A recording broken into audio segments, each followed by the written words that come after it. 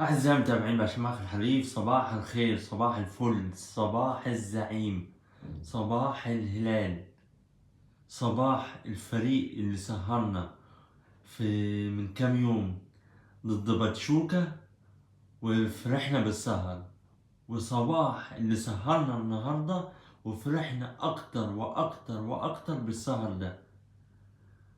الهلال السعودي بيقصي مانشستر سيتي من كأس العالم للأندية. نقولها تاني، الهلال السعودي بيقصي مانشستر سيتي وبيب جوارديولا من كأس العالم للأندية 2025 من دور ال16. الهلال السعودي بيلاعب في بطولة واحدة ريال مدريد الأسباني وبيفرض عليه التعادل، وكان أقرب للفوز، وبيكسب مانشستر سيتي الانجليزي 4-3 وبيقصيه من البطولة، وبيتقدم في النتيجة 3 مرات بعد ما كان متأخر في النتيجة 1-0. نقول ايه تاني؟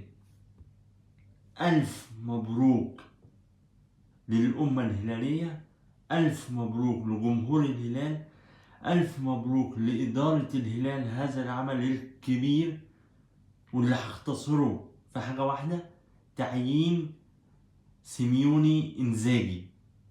ألف مبروك للاعيبة الهلال، وصول مستحق لدور 16. حتى لو الهلال كان خسر النهاردة عمل اللي عليه، عمل بطولة كبيرة جدا، فما بالك انه يتأهل دور الثمانية وعلى حساب مانشستر سيتي.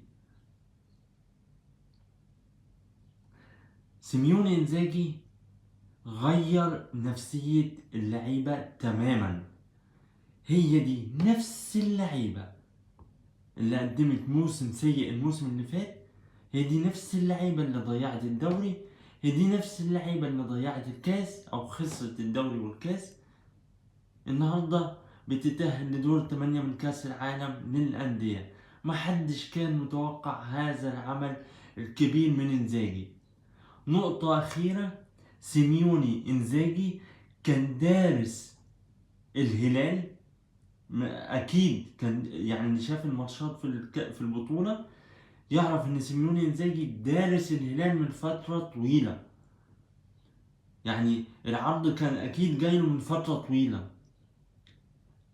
الدليل علي البليهي اللي مع كل مدرب يبقى اساسي. علي البليهي النهارده ما نزلش الا في الدقيقة 88.